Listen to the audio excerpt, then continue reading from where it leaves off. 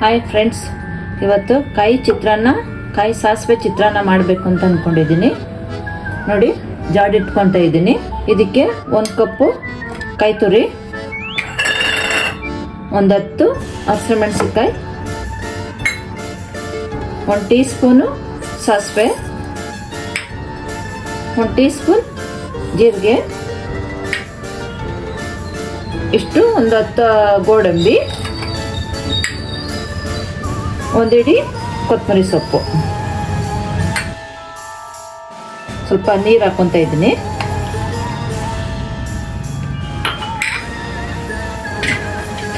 ಇದನ್ನ ರುಬ್ಕೊಬರೋಣ ಬನ್ನಿ. ನೋಡಿ, ಈ ಥರ ನಾನು ಪೇಸ್ಟ್ ಮಾಡ್ಕೊಂಡಿದ್ದೀನಿ.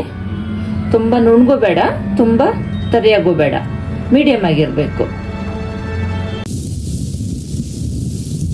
ಇವಾಗ ಮಸಾಲೆ ರುಬ್ಕೊಂಡು ಆಗಿದೆ ಎಲ್ಲ. ಇವಾಗ ಬನ್ನಿ ರೈಸ್ ಒಗ್ಗರಣೆ ಮಾಡ್ಕೊಳ್ಳೋಣ. ಅದಕ್ಕೆ ಎಣ್ಣೆ ಹಾಕ್ಕೊತಾ ಇದ್ದೀನಿ. 1 ಸ್ಪೂನ್ ತುಪ್ಪ ಹಾಕಿದ್ರೆ ಚೆನ್ನಾಗಿರ್ತದೆ ಟೇಸ್ಟ್. ಅದಕ್ಕೋಸ್ಕರ ಎಲ್ಲದಕ್ಕೂ ತುಪ್ಪ ಯೂಸ್ ಮಾಡೋದು. 1 ಟೀ ಸ್ಪೂನ್ ಸಾಸಿವೆ, ಸ್ವಲ್ಪ ಕಡಲೆಬೀಜ, ಸ್ವಲ್ಪ ಕಡಲೆಬೇಳೆ,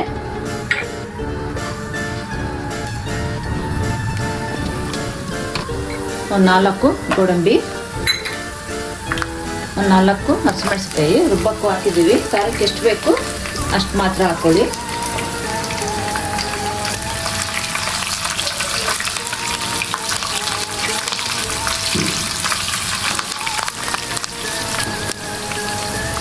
ಸ್ವಲ್ಪ ಕರಿಬೇವು ಸೊಪ್ಪು. ಇದು ನಾವು ರುಬ್ಬಿಟ್ಕೊಂಡಿರೋ ಮಸಾಲ.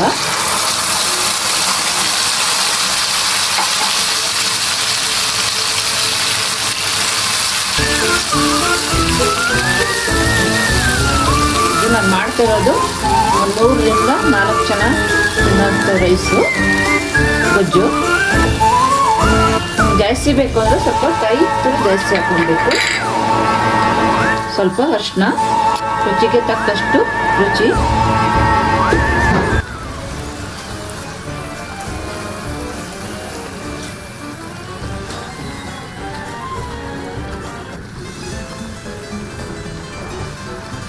ನೀರು ಜಾಸ್ತಿ ಹಾಕೋಬಾರ್ದು, ಸ್ವಲ್ಪ ಅದೇನು ರುಬ್ಬಿರ್ತೀವಿ ಅದನ್ನು ತೊಳ್ಕೊಂಡು ಸ್ವಲ್ಪ ನೀರು ಹಾಕೊಳ್ಳೋದು.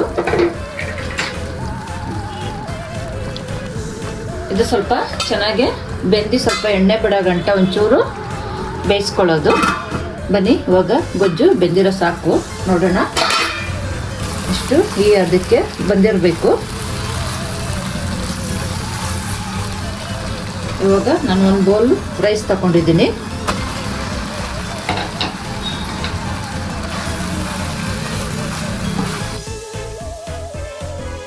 ನೋಡಿ, ಅದಕ್ಕೆ ಹಾಕ್ಕೊಂಡಿದ್ದೀನಿ. ಲಾಸ್ಟಲ್ಲಿ ಸ್ವಲ್ಪ ನಿಂಬೆ ರಸ, 1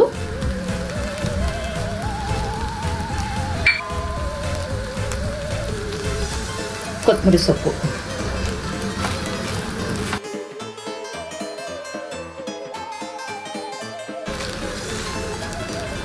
ಇಷ್ಟೇ ಫೈನಲ್ಲು. ನೋಡಿ ಎಷ್ಟು ಚೆನ್ನಾಗಿ ಬಂದಿದೆ. ಇದಕ್ಕೆ ಈರುಳ್ಳಿ ಬೆಳ್ಳುಳ್ಳಿ ಏನು ಯೂಸ್ ಮಾಡಬಾರ್ದು, ಟೇಸ್ಟ್ ಹೊಂಟೋಗುತ್ತೆ. ನೋಡಿ ಎಷ್ಟು ಚೆನ್ನಾಗಿ ಬಂದಿದೆ. ತುಂಬ ಚೆನ್ನಾಗಿರ್ತದೆ, ಮಕ್ಳಿಗೂ ತಿನ್ನೋಕ್ಕೆ ಒಳ್ಳೆ ಟೇಸ್ಟು ಇರುತ್ತೆ. ಟ್ರೈ ಮಾಡಿ ನೋಡಿ.